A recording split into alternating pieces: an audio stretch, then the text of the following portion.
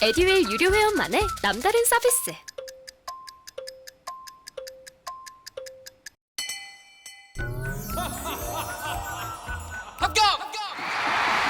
합격하고 돈도 받는 혜택. 오직 에듀윌 유료 회원에게만. 에듀윌. 무료 합격! 네, 이어서 진행해 보도록 하겠습니다. 자, 이번 시간에는 문화미디어. 문화미디어는 큰 이슈가 없고요. 하나 뽑아봤습니다. 모가디슈 영화, 청룡영화상, 오관왕 했습니다.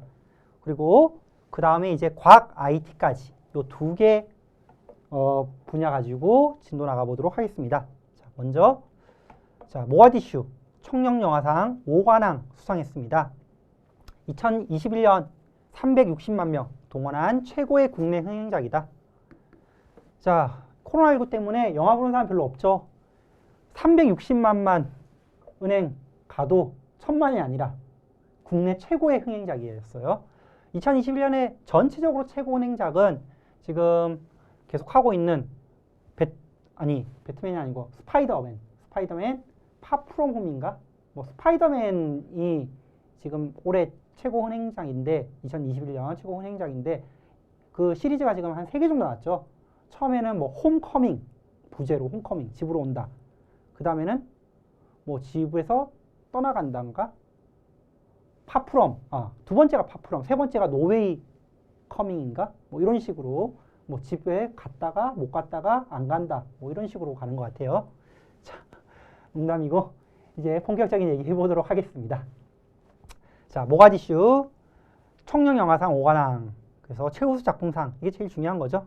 그런 등등의 5개 트로피 영예 안았다. 주요 내용은요. 91년 소말리아 내전 당시 남한과 북한 대사관, 공관원들의 탈출 사건을 모티브로 제작했습니다. 이게 중요한 게 아니라 우리 청룡영화상이 뭔지 알아봐야겠죠. 한국 영화만을 대상으로 우리나라 영화만을 대상으로 한 거예요. 어디가? 조선일보가 개최하는 영화상입니다. 요 정도 알아두시고요. 관련해서 청룡영화상보다 더 중요한 세계 3대 영화상. 프랑스 칸, 독일 베를린, 이탈리아 베니스 영화제. 요 세 개. 칸 영화제, 베니스 영화제, 베를린 영화제. 참고로 알아두시면 될 것 같아요. 두 번째. 자, 이번에는 이제 문화 미디어 넘어가서 과학 IT 관련된 분야 가지고 5개 소재를 뽑아봤습니다.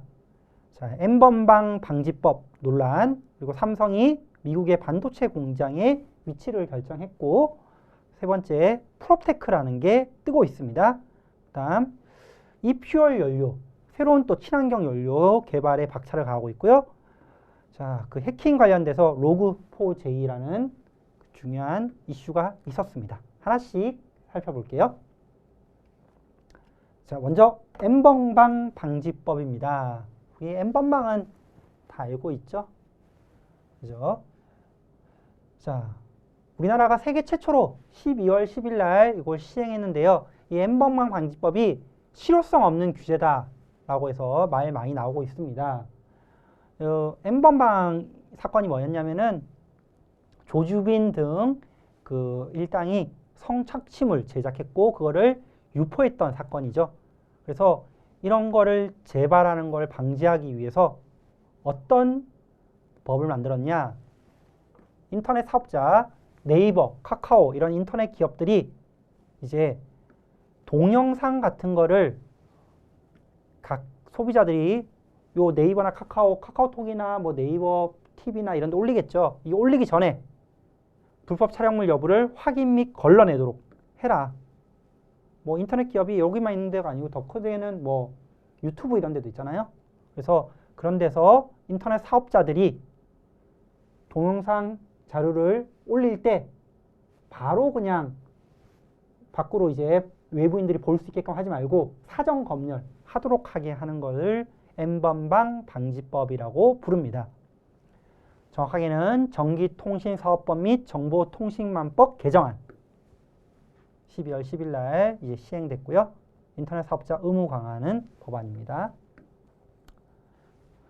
어떤 논란이 있냐면요. 첫 번째, 지금 이런 인터넷 사업자들의 필터링 기술이 완벽하냐, 사전 검열을 해야 되는데 사전적으로 이게 불법 촬영물인지 아닌지 그걸 갖다가 이제 뭐 인공지능이나 이런 걸 통해 가지고 막 돌려야겠죠. 근데 그런 필터링 기술이 사전 확인하는 기술이 완벽하냐? 완벽 안 할 수가 있잖아요. 근데 이런 의무를 강화하면은 기술도 완벽하지 않은데 이런 법을 시행하면은 많은 기업들이 걸리겠죠. 그죠? 두 번째는 이거 결국 사전 검열 아니냐. 그죠? 정부의 사전 검열 아니냐. 세 번째는 여기 중요한 텔레그램이 빠져 있습니다. 텔레그램 같은 경우는 지금 뭐 이 서버가 어느 나라에 있다 뭐 이런 게 확실히 밝혀지지 않았잖아요. 그래서 이런 것 엠버머 사건의 주요 지금 문제가 됐던 곳이 텔레그램인데 이렇게 뭔가 확실하게 이렇게 드러나 있지 않은 그런 기업들이 빠져 있습니다. 이런 다양한 문제점으로 인해서 지금 엠번방 방지법이 논란에 처해 있다라는 거예요. 다음 이 엠번방 방지법 말고 또 하나 중요한 게 있는데 넷플릭스법입니다. 항상 이제 그 인터넷 사업자 또 통신망 사업자 관련돼서 나오는 것 중에 하나가 이제 이 넷플릭스법이죠. 거기에 대해서도 다시 한번 정리해 보도록 하겠습니다. 뭐냐? 인터넷망 무임승차 금지 또는 인터넷망 사용료 부과라고 얘기를 하는데요. 좀 더 정확하게는 이 인터넷망 품질 유지 의무를 부과한 법입니다. 자, 이게 2020년 1년 전에 이제 시행했는데 여전히 문제가 많아서 보완 중에 있어요. 계속 보완하고 있습니다. 왜 발생했냐? 자, 이런 거예요. 우리 최근에 이제 동영상 스트리밍을 많이 하잖아요. 유튜브 본다든지 넷플릭스 본다든지 이렇게 하죠. 근데 이걸 보게 되면은 워낙 최근에는 뭐 1080 DPI 고화질이다 보니까 인터넷망을 통해서 이걸 들어오는데 기존에 인터넷을 깔았던 인터넷 업체, 통신 사업자가 요거에 대한 과금이나 이런 걸 하고 있는데 그걸 훨씬 초과한 고용량의 데이터들이 들어오다 보니까 트래픽이 급증하겠죠. 그러다 보니까 이런 SK나 LG U+ 같은 통신 사업자들이 가지고 있는 인터넷망의 품질이 떨어집니다. 쉽게 말하면은 스트리밍이 중간중간 끊긴다는 거예요. 서버가 다운되듯이. 이런 문제가 발생한다는 거죠. 근데 그런 인터넷 이런 고용량을 올리는 이런 유튜브라든지 네이버, 카카오 이런 데들은 크게 돈을 내지 않습니다.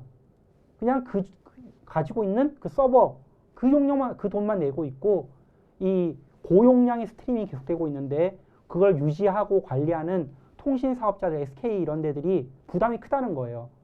왜? 우리는 이걸 계속 안정적으로 서버가 끊기지 않고 그죠? 인터넷 스트리밍이 끊기지 않고 이렇게 해야 되는데 너네는 거기에 대한 특별한 돈 내는 거 없이 계속 이런 고용량의 화질을 보내니까 우리가 힘들다. 그래서 이 인터넷망 품질 유지, 고용량의 데이터를 보내는 기업들, 그런 CP, 콘텐츠 기업, 콘텐츠 제공 사업자, 넷플릭스, 구글, 페이스북, 네이버 이런 데들한테는 별도의 품질 의무 유지를 부과하고 있는 겁니다. 품질 유지를 부담해라. 그래서 어떤 기업이 적용을 받고 있냐? 직전 연도 3개월간 하루 평균 이용자 수 100만, 발생 트래픽량이 국내 트래픽량의 1% 이상, 키워드죠 거의. 국내 트래픽, 전체 트래픽의 1% 이상인 기업. 지금 현재 한 6개의 기업밖에 없어요. 넷플릭스, 이해되죠? 구글, 유튜브, 메타, 페이스북의 새로운 이름이죠. 메타, 페이스북, 네이버, 카카오 이런 데들이 주로 이제 고영상, 동영상을 갖다 고화질 동영상을 올리다 보니까 자꾸 스트리밍이 끊기는 이 인터넷망의 안정성에 문제가 생기는 거예요. 그러니까 이제 실질적으로 욕먹는 데는 통신사업자 욕먹잖아요. SK텔레콤 뭐 끊어졌네. LG U+ 뭐 자꾸 통화 끊기네. 그러니까 그런 데서 아, 우리가 힘들다. 실제 이런 것들을 만들어내는 콘텐츠 제공업자들 특히 이제 이런 데들한테도 뭔가 의무를 부담해서 하자. 그래서 돈 내라. 쉽게 이게 현실적으로 이렇게 온 거죠. 그 의무가 뭔데? 이 6개 기업들한테는 따로 또 추가적인 인터넷망 사용료 내라. 너네가 너무 고화질 동영상을 주고 있다. 무임승차 방지, 사용료 부과로 이어지고 있는 겁니다. 그래서 의무 방한이니 안정성을 확보할 만한 기업별로 방안을 마련하고 접속 장애 시 통신사업자가 아니라 너네들을 제재하겠다. 구체적으로는 망 사용료 내세요. 이rol로 가는 거예요. 근데 이제 현실적으로는 국내 CP, 국내 콘텐츠 제공업자, 국내 이제 네이버나 카카오 등이 요금을 내겠죠. 그죠? 얘네들이 돈을 낼까요?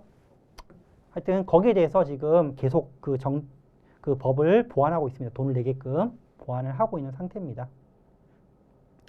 그래서 문제 스트리밍이 지금 뭐 자꾸 고용량 트래픽이 발생하다 보니까 이런 문제들이 일어나고 있는데 이게 넷플릭스 법이다. 정리를 해주시면 될 것 같습니다. 그 다음 두 번째, 삼성 미국 반도체 공장 테일러시로 확정했습니다. 삼성이 이제 미국 바이든 대통령 만나면서 대규모 투자를 하겠다고 했죠. 반도체 공장. 그래서 어디에 하겠냐, 이 테일러시로 확정했는데요. 텍사스 테일러. 자, 파운드리 생산 라인을 짓겠다고 했습니다. 그래서 미국의 최대 규모래요. 삼성이 하는 미국 투자의 최대 규모 테일러 공장을 만들고 있습니다. 그 전에 이제 이 텍사스 오스틴 공장이 있었죠. 반도체 공장 오스틴 공장이 있었는데 그 오스틴 공장 불과 뭐 몇십 킬로밖에 안 되는 그 거리에 있는 게 이 테일러시예요. 테일러 공장을 만들기로 했습니다. 기존에 이제 만들어져 있던 오스틴 공장과의 시너지를 극대화하겠다는 거예요. 그래서 20조 원 규모로 2022년에 착공해서 한 2년 만에 완공해서 이제 운영하겠다는 거죠. 테일러 공장이 이 파운드리를 생산하는 공장입니다. 생산 라인이 뭐 공장 이런 뜻이에요. 그래서 파운드리가 뭐냐? 반도체 위탁 생산이라고 보시면 되겠습니다. 자, 반도체에 대해서 좀 설명을 해드릴게요. 자, 볼게요.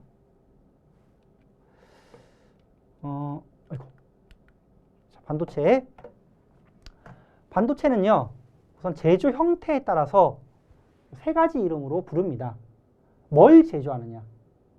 반도체에 설계만 하는 기업을 팹리스 기업이라 불러요.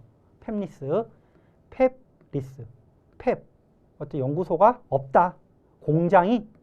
팩토리 공장이 없다. 공장이 없이 반도체 회로 설계만 하는 기업들. 퀄컴이나 엔비디아 같은 데. 정말 큰 기업이잖아요. 퀄컴. 그죠? 그 CPU 같은 거. AP.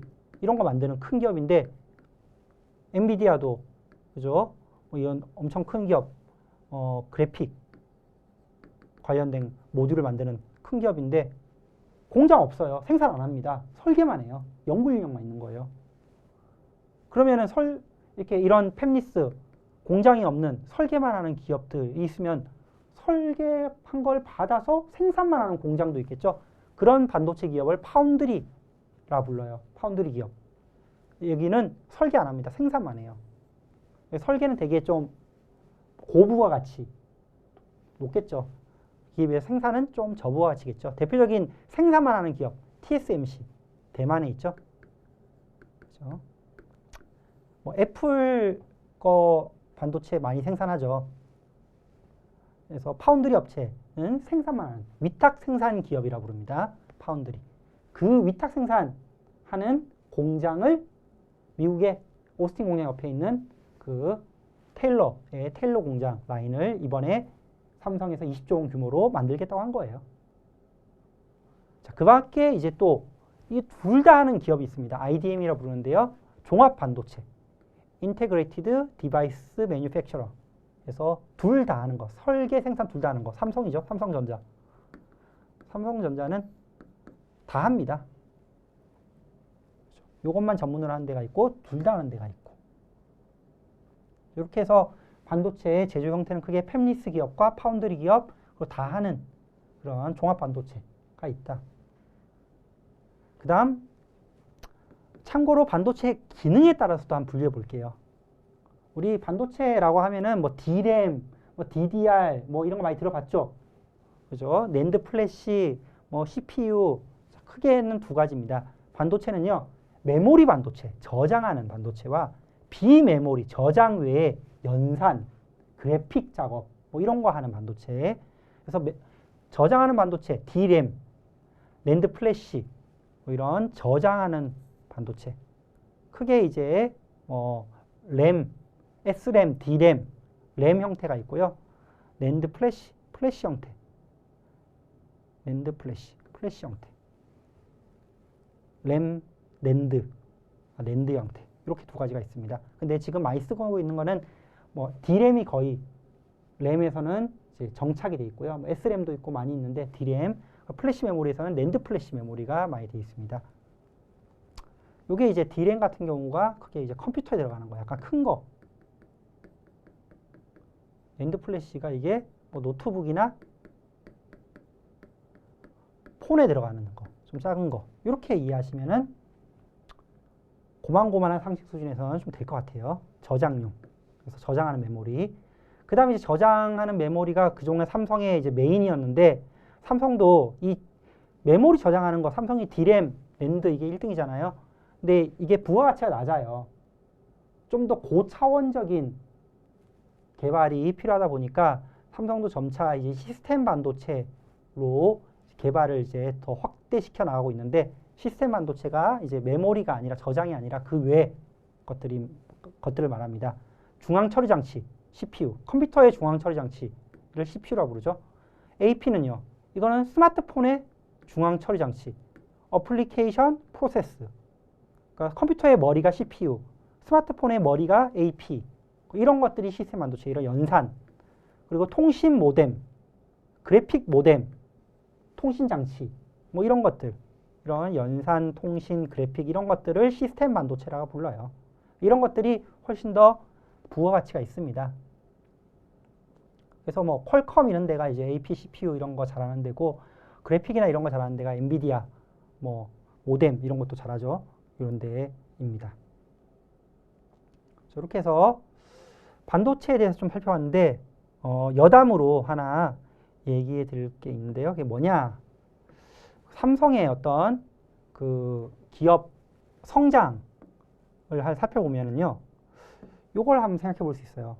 지금 삼성도 처음에는 이제 메모리, 그것도 위탁 생산 이런 걸 많이 하다가, 그다음 자가 메모리 생산, 그러다가 이제 시스템 반도체까지 이렇게 점점 확대 나가고 있는데, 기업이 처음부터 기술이 독자적으로 월등하지 않다 보니까 처음엔 남의 거 받아서 위탁 생산하는 그런 기업들이 많아요. 우리가 그런 걸 보통 이제 뭐 OEM 업체다 막 이렇게 많이 얘기하잖아요. 그런 OEM. 그래서 컴퓨터도 이제 반도체도 이렇게 위탁 생산해서 점차 자가 생산 종합 반도체 기업으로 성장했는데, 삼성의 또 다른 그 신성장 사업이 하나인 바이오도 이렇게 나가고 있습니다. 바이오도 보면은요, 지금 삼성이 밀고 있는 게 바로 그 바이오 쪽, 바이오로직스라는 기업인데요. 이를 살펴보면은 이렇게 이해해 볼 수 있겠죠. 우선 처음에 바이오도 의약품, 이 의약품도요, 크게는 이 오리지널 의약품이 있고, 요걸 카피한 거, 이걸 제네릭이라 불러요. 카피약. 그래서 오리지널 약을 만들기에는 조금 이제 능력이 떨어지죠. 우리나라 많은 제약사들이 다 제네릭 카피약을 만들어요. 오리지널 약의 특허가 뭐 한 30년이나 치면 30년이 지나면은 그냥 카피약을 만들 수가 있습니다. 이렇게 우리나라 국내 제약 기업들이 대부분 이 제네릭을 만들고 있는데, 삼성도 이 의약품 시장으로 진출하는데, 이런 일반 화학 의약품이 아니고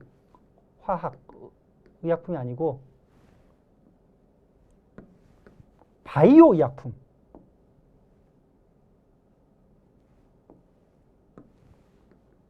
바이오 의약품으로 많이 진출하고 있죠. 그래서 바이오 의약품도 오리지널이 있을 거예요. 근데 이 오리지널 약이 아니라 카피한 바이오 의약품 카피약을 바이오 시밀러라 불러요. 바이오 의약품 유사하다. 타피약이에요. 이걸 이제 주로 하고 있는 거 바이오 시밀러 이런 걸 주로 하고 있는 게 삼성이죠. 삼성에 크게 두 가지가 있는데 이 바이오 시밀러를 개발하는 회사가 바이오 에피스 그리고 요거를 이제 생산하는 기업이 바이오 로직스, 삼성 바이오 로직스 이렇게 되어 있죠. 그래서 삼성의 또 하나의 그 생산하는 바이오 의약품 주로 이제 의약품 위탁 생산하는 기업 위탁 생산을 CMO라 부릅니다. 우리 그 제조나 뭐 의류 쪽에서는 OEM이라 부르죠. 비슷한 얘기예요. 삼성 바이오로직스. 지금은 이제 이렇게 위탁 생산 또는 바이오 시밀러 제조나 개발 이렇게 하고 있는데 좀 이제 삼성도 앞으로 바이오 쪽이 더 성장하다 보면은 오리지널 약을 만들겠죠. 향후에는. 그죠? 처음에는 이렇게 위탁 생산하다가 점차 자기만의 독자 기술로 가려는 방향이 보이고 있습니다. 상식으로 그냥 알아두시면 좋을 것 같아요. 자, 그 다음. 그래서, 요거 하나 더 살펴볼게요. 삼성의 국내 바이오 공장, 바이오가 아니고, 반도체 공장들.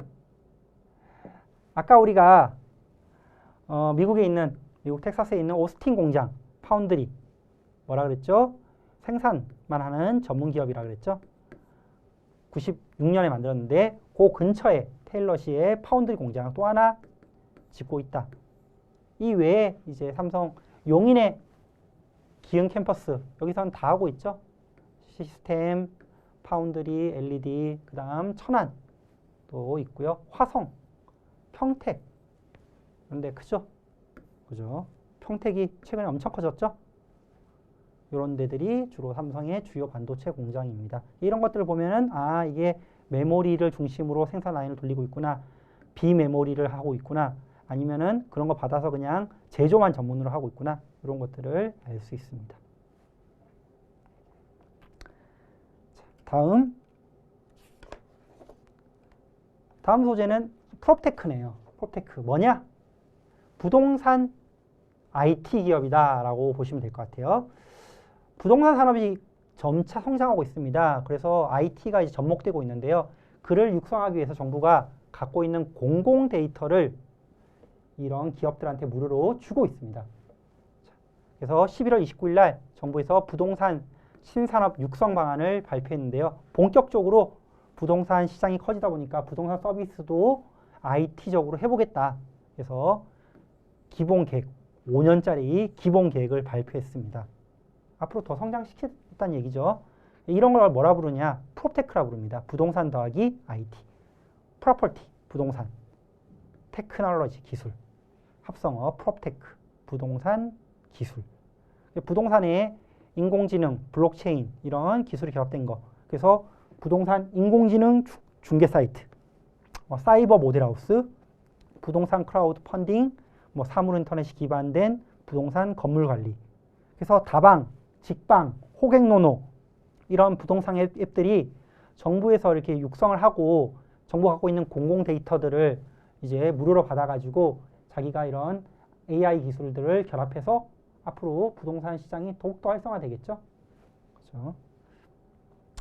사람의 힘이 이제 많이 작용했던 게 그동안 부동산이었어요. 그래서 부동산 우리가 앱이나 네이버 부동산 이런 걸 통해서 본다 하더라도 직접 방문하고 많이 했었는데 이런 것들이 이제 활성화되면은 가보지 않더라도 이렇게 인터넷이나 모바일을 통해서 부동산 거래가 더욱더 활성화되겠죠.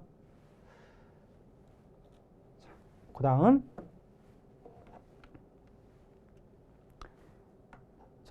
친환경 합성 연료 e퓨얼이란 거를 알아보겠습니다. e퓨얼. 이산화탄소를 연료화 시키는 거예요. 요게 지금 자동차 쪽에서 화두가 되고 있습니다. 기계연이라는 것은 한국기계연구원, 연구원. 여기서 CO2를 e퓨얼, E란 말은 전기 기반, 일렉트릭 연료로 지금 바꾸는데 한 단계에 지금 성공했습니다. 앞으로 상용화 되려면 시간이 더 많이 걸려요. 이제 발띄었다. 뭐 요 정도로 생각하시면 될 것 같아요. 그래서 이 퓨얼이란 건 뭐냐? 물을 전기 분해해서 얻은 수소를, 이 수소를 기존에 있는 공기 중에 있는 이산화탄소하고 합쳐서 연료로 만드는 걸 말해요. 그래서 이 연료를 만들면 이 퓨얼 연료가 현실적으로는 이 가솔린, 이 디젤 이런 식으로 이름이 만들어집니다. 이 가솔린, 이 디젤. 요거 차에 쓴다는 거예요. 차 연료로 쓰겠다. 지금 전기차로 바뀌고 있는데 이건 뭐지? 자, 그 얘기를 이제 해볼 거예요. 대기 중에 있는 이산화탄소를 이 수소하고 결합해서 만든다는 거죠. 그런 연료입니다. 그러니까 첫 번째 탄소 중립적이에요.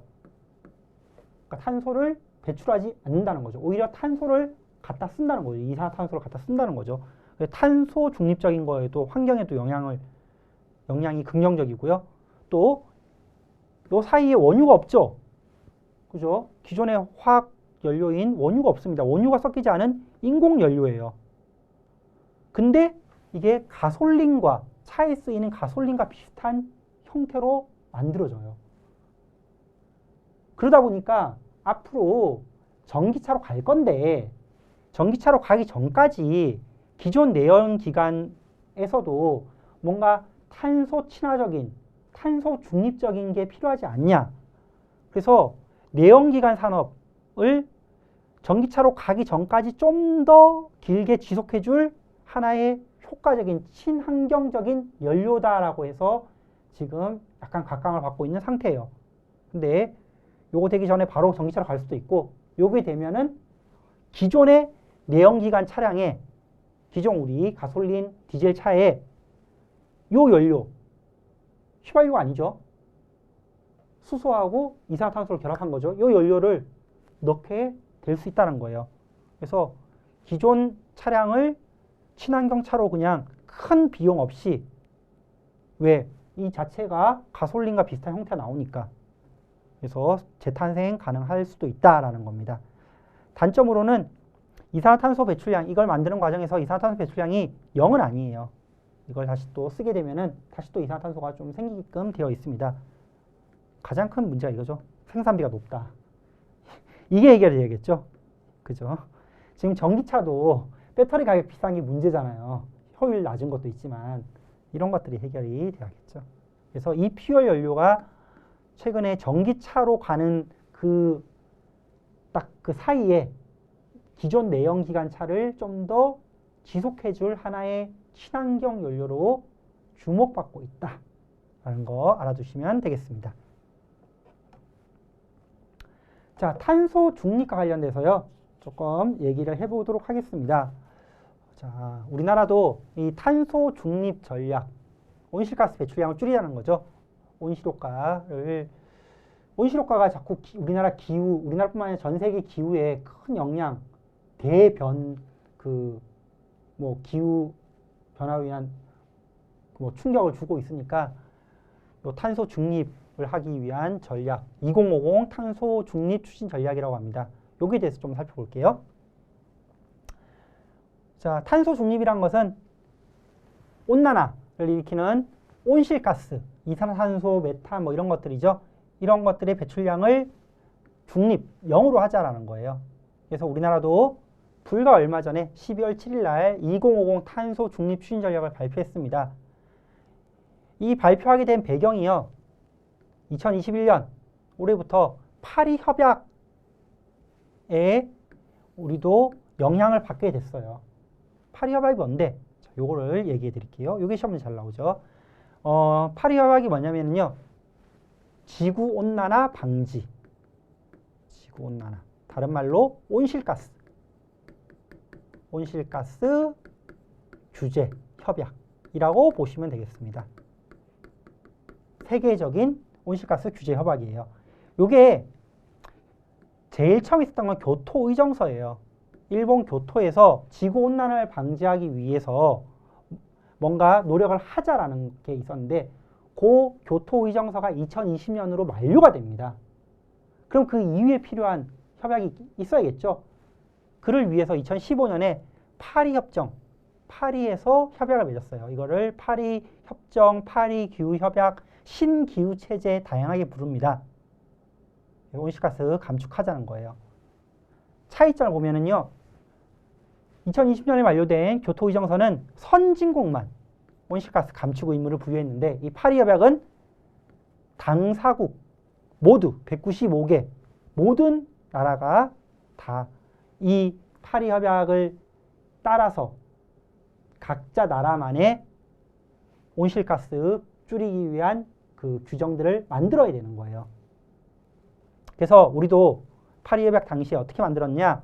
우리도 2030년까지 BAU 대비 37%를 감축하겠다라는 목표를 제출했고 거기에 대한 구체적인 방안이 2020년 12월 7일 날 작년에 만들어졌던 2050 탄소 중립 추진 전략입니다. 그래서 BAU 대비 37% 감축 목표를 파리협약 당시에 제출했는데 BAU가 뭐냐면요. 특별한 감축 노력 없이 예상되는 온실가스 배출량이에요. 우리가 그냥 이대로 유지한다면은 요 정도 방출될 거다. BAU가 그 정도인데 그거 대비해서 37% 감축시키겠다라는 걸 파리 기후협약 때 얘기를 했고 거기에 대한 구체적인 방안이 2050 탄소 중립입니다. 시험 문제로 잘 나오겠죠? 그다음 마지막 소재 살펴보겠습니다. 최악의 인터넷 보안 위기, 로그4j 공포입니다. 자, 해킹 관련된 얘기인데요. 로그4j, 이게 뭐냐? 지금 지난 10년간 있었던 가장 치명적이고 거대한 해킹 위협이라고 지금 부르고 있어요. 로그4j가 뭔데? 이 소프트웨어 이름입니다. 인터넷 로그 기록, 우리 접속 기록이죠. 로그 기록을 만드는 데 사용하는 오픈소스 유틸리티 소프트웨어란 말이에요. 오픈소스 유틸리티 소프트웨어. 오픈소스란 말은 오픈했다. 무료 소프트웨어. 여기에 취약점이 발견됐습니다. 이 소프트웨어에서. 어떤 해킹 취약점이 발견됐냐. 12월 10일 날 마인크래프트라고 하는 비디오 게임 1등하고 있는 역대 비디오 게임 판매량 1위 마인소프트웨어. 여기에서 이 해킹 취약점이 발견됐어요. 여기 안에 있는 로그4j에서 최초로 발견됐습니다. 그래서 이걸 공격하면은요, 해커가 여기 서버를 통해서 그 기업에 접속해 있는 사용자들의 모든 권한을 다 취득할 수가 있습니다. 더더군다나 이게 이 로그4j가 오픈소스 무료라 그랬죠. 무료 소프트웨어니까 이 로그4j를 가지고 그 로그 기록 만드는 거에 많은 기업이나 정부가 이걸 다수로 다 활용을 했어요. 그러니까 이게 터지면은 다 깔려 있으니까 엄청난 문제가 발생하겠죠. 그래서 지난 10년간 있었던 가장 치명적이고 거대한 해킹 취약점이다라고 얘기하고 있습니다. 저희 어쨌든 이게 밝혀졌는데 큰 문제 없이 여기에 대응하는 보안 업데이트가 이제 제공되면서 우선은 일단락된 분위기입니다. 그런 게 있었구나. 알아두시면 될 것 같아요. 자, 여기까지 해서 과학 IT까지 끝내봤습니다. 다음 시간 마지막 이제 스포츠 엔터 인물 용어 해보도록 하겠습니다.